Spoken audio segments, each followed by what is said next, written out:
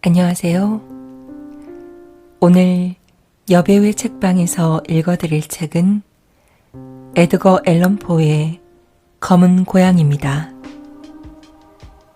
에드거 앨런 포는 미국의 시인이자 소설가로 검은 고양이는 1843년 발표한 그의 단편집에 수록된 작품입니다. 병적인 범죄 심리와 공포 분위기를 검은 고양이로 상징한 추리 소설의 시조로 에드거 앨런 포의 초기 작품 중 대표적인 작품입니다. 그럼 에드거 앨런 포의 검은 고양이 읽어드리겠습니다. 밤에 혼자 듣지 마세요.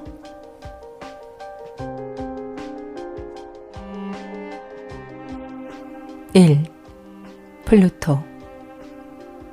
지금부터 몹시 끔찍한 이야기 하나를 들려주고자 한다. 물론 내 말을 믿지 않아도 된다. 때로는 나 스스로도 내가 겪은 일을 부인하고 싶으니까. 그렇다고 해서 내가 미쳤다거나 꿈을 꾸고 있는 것은 아니다. 사실을 고백하자면 나는 내일 죽을 목숨이다. 그러므로 죽기 전 마음속 무거운 짐을 홀가분하게 벗고 싶은 생각뿐이다. 한 가정에서 일어난 일련의 사건을 솔직하고 간결하게 세상 사람들에게 털어놓으려는 것이다. 결과적으로 그 사건은 나에게 공포를 주고 번민을 주고 나를 파멸로 인도했다. 그러나 그 이유를 일일이 설명하고 싶지는 않다. 나에게 크나큰 공포감을 준 사건이지만 경우에 따라서는 허무맹랑한 소리로 들릴 수도 있으니까. 어렸을 때부터 나는 남의 눈에 띌 정도로 온순하고 인정이 많았다. 그것이 지나쳐 다른 아이들의 비웃음을 받을 지경이었다. 특히 동물을 좋아해서 부모님은 여러 가지 애완동물을 자주 사다 주었다. 나는 동물을 데리고 놀며 대부분의 시간을 보냈다. 동물들에게 먹이를 주거나 쓰다듬는 일은 더없이 유익한 시간이었다. 어른이 되어서도 애완동물을 기르는 일은 내 생의 중요한 부분을 차지했다.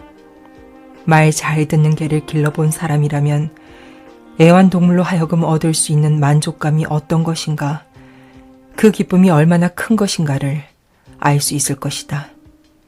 동물의 애정에는 인간처럼 어떤 사소한 계산도 있을 수 없다. 오로지 자기 희생뿐이다. 나는 일찍 결혼했다. 다행히 아내는 나와 성격이 비슷한 여자였다. 아내는 기회 있을 때마다 귀여운 애완동물들을 사들였다. 그리하여 우리는 갖가지 동물을 사육하게 되었다. 여러 가지 새는 물론이고 금붕어, 개, 토끼, 작은 원숭이, 고양이까지 기르게 되었다. 특히 고양이는 몸집이 크고 아름다웠으며 전신이 새까맣고 놀랄 만큼 영리했다. 아내는 고양이를 볼 때마다 마녀가 변장한 것이라며 옛날부터 전해 내려오는 전설을 들춰내곤 했다. 공교롭게도 고양이 이름은 플루토였다. 플루토는 여러 동물들 중에서도 나를 가장 잘 이해해주는 친구였다. 먹이도 매번 내가 직접 줬으며 화답이라도 하듯 고양이는 집안 어디를 가도 나를 졸졸 따라다녔다. 나와 고양이와의 우정은 이후로도 몇 년이나 계속되었다. 그 사이 나는 서서히 나쁜 습관이 생겼다. 고백하기 부끄러운 일이지만 세월이 흐를수록 음주벽이 날로 악화되었다. 우울증까지 겹쳐 날이 갈수록 침울해지게 일쑤였고 신경이 예민해져 사소한 것에도 발끈 성을 내곤 했다. 걸핏하면 아내에게 욕설을 퍼붓고 심지어는 폭력까지 휘둘렀다. 나의 난폭한 성질은 급기야 집안에서 기르는 애완동물들에게도 영향을 미쳤다. 나는 토끼나 원숭이, 개들이 어쩌다가 내게 다가오면 사정없이 그것들을 괴롭혔다. 급기야는 늙어 빠져 토라지기 잘하는 플루토까지 학대하게 되었다. 그러던 어느 날이었다. 나는 단골 술집에서 잔뜩 술을 퍼마시고 비틀거리며 집으로 돌아왔다. 문을 열자 고양이가 평소답지 않게 슬금슬금 나를 피해 달아났다. 기분이 나빠진 나는 고양이를 힘껏 붙잡았다. 갑작스러운 행동에 놀란 플루토는 이빨로 내 손을 가볍게 핥혔다. 피를 보자. 나는 이성을 잃고 말았다. 나의 순수한 영혼은 단숨에 내 몸을 빠져나가 버리고 술에 절어 일그러진 사악한 증오가 온몸을 전율로 떨게 했다. 나는 조끼 주머니에서 조그만 칼을 꺼냈다. 그리고 고양이의 목을 움켜잡고 한쪽 눈을 태연히 도려냈다. 고양이는 미친 듯 소리치며 울부짖었다. 다음날 아침 나는 술에서 깨어나 겨우 정신을 차렸다. 그리고 내가 저지른 죄악에 대해 공포와 회한이 뒤섞인 실로 이상한 기분을 맛보았다. 그러나 후회는 잠깐뿐이었다. 나는 이내 다시 술독에 빠져버렸다. 그 사이 고양이는 조금씩 상처를 회복했다. 도려낸 눈은 보기에도 끔찍했다. 고양이는 전과 마찬가지로 집안을 이리저리 돌아다녔다. 그러다가도 내가 가까이 다가가면 공포에 질려 재빨리 달아났다. 고양이의 달라진 태도는 나를 슬프게 했다.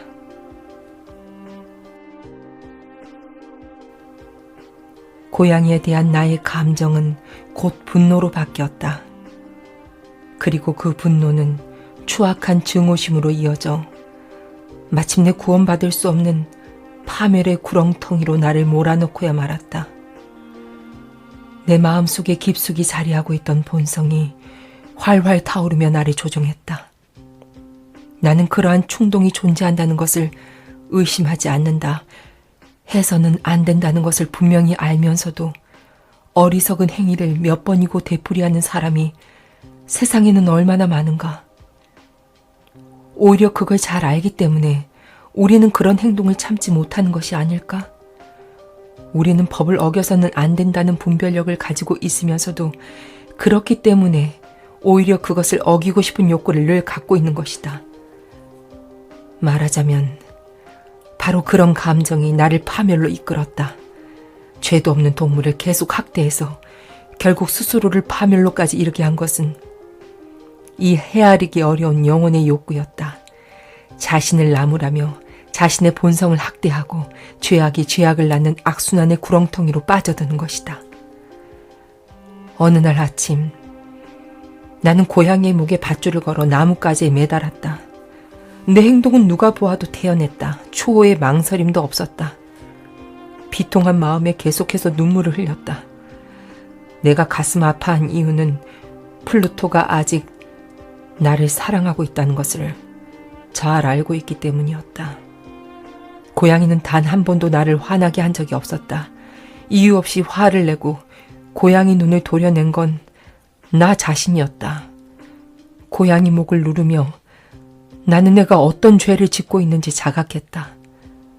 나는 그걸 알면서도 점점 헤어나올 수 없는 나락으로 떨어져 내리고 있었던 것이다. 2. 공포. 참혹한 행위를 저지른 그날 밤 나는 불이야 하는 소리에 퍼뜩 잠에서 깨어났다. 눈을 뜨자 온 집안이 불길에 휩싸여 있었다. 아내와 하녀 그리고 나는 가까스로 몸만 빠져나왔다. 화만은 나의 모든 재산을 송두리째 불살라버렸다. 나는 절망의 함정 속에 빠져 신음하지 않을 수 없었다. 물론 그날 닥친 재난과 나의 포악했던 행위 사이에 어떤 연관성이 있다고 주장하는 것은 아니다. 다만 나는 사실의 연관관계를 자세히 기록하고 싶을 뿐이다. 어떤 사소한 매듭이라도 불안전하게 내버려 두고 싶지 않기 때문이다. 화재가 일어난 다음 날 나는 불탄 곳에 가보았다. 벽은 한쪽만 덩그렇게 남아있고 모두 헐려 있었다. 남아있는 부분은 집의 중앙. 그러니까 침대 머리맡에 그다지 두껍지 않은 벽이었다. 최근에 석회를 새로 바른 탓에 불에 타지 않고 그대로 남아있었던 것이다. 많은 사람들이 그 회벽에 달라붙어 조사를 진행했다. 그들은 시종일관 이상한 일이군 이라든지 참으로 신기한 걸 같은 말을 내뱉었다. 무슨 일인가 싶어 나는 그쪽으로 가보았다. 순간 나는 깜짝 놀라지 않을 수 없었다. 하얀 벽에 조각이나 한 것처럼 거대한 고양이의 상이 나타나 있었던 것이다. 그 인각은 놀라울 만큼 정교했다. 고양이 상의 목둘레에는 올가미 한 가닥이 감겨 있었다. 내가 죽인 고양이의 유령이 틀림없었다. 처음 그 유령을 보았을 때 나의 놀라움과 공포는 극심했다. 나는 마음을 가라앉히고 어떻게 된 일인지 추리를 해보았다. 건물 가까이 붙어있던 정원수에 고양이를 매달지 않았던가? 불이 나자 누군가 우리 부부를 깨울 요량으로 죽은 고양이 사체를 끌어내려 창문 안으로 던져 넣은 게 틀림없었다. 그 순간 불길이 방 안을 휘감았고 석회벽 위로 떨어진 고양이 사체가 불길에 녹아 고양이 형상을 형성하게 된 게 틀림없었다. 충분히 가능성 있는 시나리오였다. 그러나 그와 같은 추리가 완전히 나를 납득시키지는 못했다. 아니, 이성은 납득시켰을지언정 내 양심을 완전히 자유롭게 하지는 못했다. 그 고양이 환영은 여러 달 동안 나를 괴롭혔다. 그런 날이 계속되자 마음속에 막연하게나마 어떤 감정이 생기기 시작했다. 물론 양심의 가책 같은 것은 아니었다. 결국 나는 고양이를 죽인 일을 후회하게 되었다. 그날 이후 나는 늘상 찾아가는 술집이나 거리에서 내가 죽인 고양이와 비슷한 고양이가 없는지 살피기 시작했다. 그날도 나는 술에 잔뜩 취한 채 주점에 앉아 있었다. 그러다가 문득 주점의 유일한 가구라고 할 만한 술통 위에 무언가 검은 것이 웅크리고 있는 것을 깨달았다. 실은 아까부터 줄곧 그 술통 쪽을 바라보고 있었는데 왜 그제야 비로소 그 검은 모양을 알아차린 것인지 사실 무척 이상한 일이었다. 가까이 다가가 손을 뻗어보았다. 그것은 놀랍게도 죽은 플루토와 똑같은 검은 고양이였다. 자세히 살펴보니 한 군데만 빼놓고는 플루토와 모습이 똑같았다. 플루토는 온몸이 새까맸으나 그 고양이는 가슴 부분이 하얗고 커다란 얼룩점으로 덮여 있었다. 내가 손을 대자 고양이는 얼른 일어났다. 그리고 목을 쭉 빼고 내 손에 몸을 비비며 아양을 떨었다. 나는 기쁨에 들떴다. 내가 찾던 그런 류의 고양이였기 때문이다. 나는 술집 주인에게 그 고양이를 내게 줄 수 없느냐고 물어봤다. 술집 주인은 고양이가 자기 것이 아니라고 말했다. 어디서 왔는지도 모르고 그전에는 전혀 본 적도 없는 고양이라는 것이었다.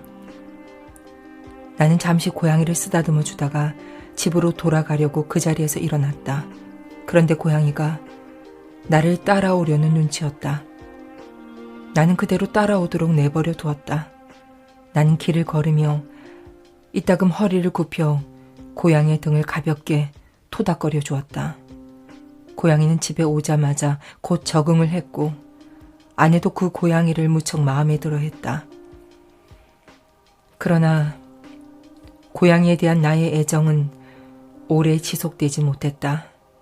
시간이 흐르자 나는 슬슬 고양이에 대해 실증을 느끼기 시작했다. 내가 애초에 기대했던 것과 정반대의 현상이 나타난 것이다. 고양이가 나를 좋아한다는 점이 나를 참을 수 없게 했다. 불쾌한 마음은 점점 격렬한 증오심으로 발전했다. 나는 고양이를 댈 수 있는 대로 피했다. 예전에 내가 고양이에게 저지른 잔악한 행위가 생각났기 때문이다. 하지만 피하면 피할수록 나는 더욱 치를 떨며 고양이를 미워하게 되었다. 나는 전염병 환자를 대하듯 고양이를 피해 다녔다. 무엇보다 나를 미치게 했던 것은 그 고양이의 한쪽 눈이었다. 녀석은 죽은 플루토처럼 한쪽 눈이 애꾸였던 것이다. 나는 그 사실을 고양이를 데려온 다음 날에야 알 수 있었다. 아내의 행동은 나와 정반대였다. 아내는 애정을 가지고 고양이를 대했다. 동물을 좋아하는 아내의 행동은 일찍이 내가 간직했다가 잃어버린 것이기도 했다. 한 가지 이상했던 점은 고양이의 태도였다. 내가 고양이를 멀리하면 할수록 고양이는 이상하다 싶을 정도로 나를 따랐다. 정말 녀석은 집요하다 싶을 정도로 나를 쫓아다녔다. 어디에 내가 앉아있으면 언제 왔는지 내 의자 아래에 앉아서 쳐다보거나 무릎 위로 뛰어 올라와 몸을 비벼대기도 했다. 내가 일어나 걸어가려고 하면 다리 사이에 끼어들어 나는 자칫 넘어질 뻔하기도 했다.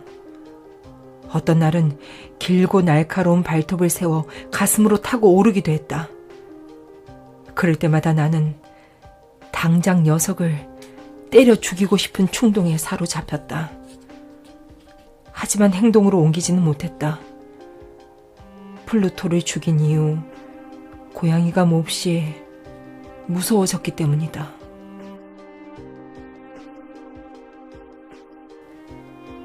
그것은 이해할 수 없는 종류의 공포감이었다.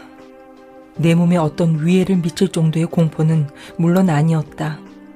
어떻게 표현해야 그때 내 마음을 정확히 표현할 수 있을까? 모든 부끄러움을 무릅쓰고 고백하자면 그렇다. 중죄를 짓고 감방에 갇혀 고백하지 못할 게 무엇이겠는가. 그 공포감이라는 건 실상 나의 보잘것없는 망상으로 말미암아 생겨난 것이다. 문제는 고양이 가슴에 흰 반점이었다. 처음 고양이를 데려왔을 때 반점은 아주 희미한 것이었다. 그러던 것이 점점 조금씩 변해가서 마침내는 뚜렷하게 윤곽을 드러났다. 그것은 무엇라고 말할 수 없이 몸서리가 젖이는 일이었다. 더욱 나를 고통스럽게 한 것은 그 반점의 형태였다. 반점의 형태는 바로 등골을 오싹하게 만드는 교수대의 형상, 바로 그것과 일치했다. 나는 고양이 가슴의 반점을 볼 때마다 죄악과 죽음 같은 처절한 장면들을 생각하며 치를 떨곤 했다. 나는 점점 돌이킬 수 없는 파국을 향해 치달아갔다. 보잘것없는 한 마리 동물이 전지전능하신 하느님의 형상에 맞추어 만들어진 인간에게 이와 같이 견딜 수 없는 고통을 주다니. 밤이고 낮이고 나는 고양이를 경멸하며 고통에 몸부림쳤다. 이미 나에게는 안식의 기쁨 따위는 사라진 지 오래였다. 밤마다 공포에 시달렸으며 잠이 들었다가도 깜짝 놀라 벌떡 일어나기 일쑤였다. 그때마다 얼굴로 고양이의 뜨거운 입김이 훅 끼쳤다.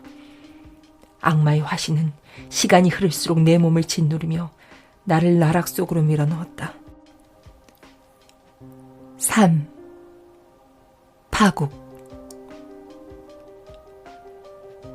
매일같이 고통에 짓눌리다 보니 인간으로서 가져야 할 최소한의 이성마저 잃게 되었다. 다만 간악한 마음만이, 더없이 암담하고 간악한 마음만이 나의 친구가 되었다. 시간이 흐를수록 나는 세상의 모든 것과 모든 인류를 증오하게 되었다. 억제하기 곤란한 분노가 시시각각 내 몸을 관통했다. 그럴 때마다 아내는 아무 불평도 없이 내 곁을 지켜주고 나를 다독거렸다. 우리는 가난했기 때문에 불에 타고 남은 옛집 지하실에서 살고 있었다. 하루는 아내와 층계를 내려가다가 고양이가 나를 향해 다가오는 것을 보았다. 나는 고양이를 피하려고 몸을 휙 돌리게 되었고, 그러다가 발을 헛디뎌 층계에서 떨어질 뻔했다. 참고 있던 분노가 폭발한 건 그 순간이었다. 화가 머리 끝까지 치민 나는 도끼를 들어 힘껏 고양이를 내리쳤다. 그러자 곁에 있던 아내가 온몸으로 내 행동을 제지했다. 완전히 이성을 상실한 나는 도끼를 들어 말리는 아내의 이마를 힘껏 내리쳤다. 고백하건대 그 순간 나는 온전히 악마의 지배를 받고 있었다. 도끼에 찍힌 아내는 아무런 비명도 지르지 못하고 그 자리에서 힘없이 쓰러졌다. 고양이를 죽이려다가 애꿎은 아내를 죽인 것이다. 나는 냉정을 되찾고 아내 시체를 감출 방법을 생각했다. 하지만 이웃 사람 눈에 띄지 않게 시체를 밖으로 내가는 것은 도저히 불가능한 일이었다. 여러 가지 방법이 머리에 떠올랐다. 시체를 잘게 썰어 불에 태워버릴 생각도 했다. 지하실 바닥을 파내고 그곳에 시체를 파묻어버릴 생각도 했다. 아니면 그냥 뜰에 우물에 던져버릴까? 아니면 커다란 상자에 담아 상품처럼 밖으로 운반할까? 국리 끝에 나는 무릎을 쳤다. 시체를 지하실 벽에 집어넣고 속이 안 보이게 석회로 발라버리기로 한 것이다. 중세시대의 카톨릭 사제들이 자기들의 희생자를 벽 속에 넣고 발라버렸다는 기록을 떠올렸기 때문이다. 이런 목적에는 지하실이 안성맞춤이었다. 벽을 아무렇게나 쌓아 올린 채 최근에 회치를 슬쩍 한번 했을 뿐이었다. 습기 때문에 그것은 아직 굳지 않고 있었다. 더욱이 연통과 난로가 있던 벽 한쪽 튀어나온 부분을 메워서 다른 곳과 똑같이 보이게 해놓았다. 그곳의 벽돌을 드러내고 시체를 집어넣은 다음 완전히 발라버리면 될 것 같았다. 나는 곧 미소를 되찾았다. 그렇게 하면 누가 봐도 의심하지 않을 것이라는 생각이 들었다. 그건 너무 쉬운 일이었다. 나는 곧 일에 착수했다. 벽돌을 떼어내고 죽은 아내를 그 안쪽에 살짝 기대 놓았다. 그런 다음 본래대로 벽돌을 쌓아 올렸다. 벽돌 쌓는 일이 끝나자 석회를 반죽해 벽돌과 벽돌 사이를 정성껏 발랐다. 벽은 새로 손질한 것처럼 보이지 않았다. 바닥에 떨어져 있는 부스러기도 낱낱이 주었다. 나는 득의 만만해 주변을 휘돌아보며 자, 이만하면 헛수고는 아니었지? 하며 혼자 중얼거렸다. 그나마 내가 한 일은 고양이를 찾아내는 일이었다. 무슨 수를 써서라도 고양이를 찾아 죽여버리고 싶었다. 그러나 낌새를 챘는지 고양이는 얼씬도 하지 않았다. 고양이가 사라지자 나는 오히려 통쾌함을 느꼈다. 살인죄라는 무거운 짐이 나의 영혼을 압박하고 있었음에도 불구하고 그날 밤 나는 깊이 잠들 수 있었다. 사흘이 지나도 고양이는 나타나지 않았다. 내가 무서워 영혼이 도망친 게 틀림없었다. 난 행복감에 젖었다.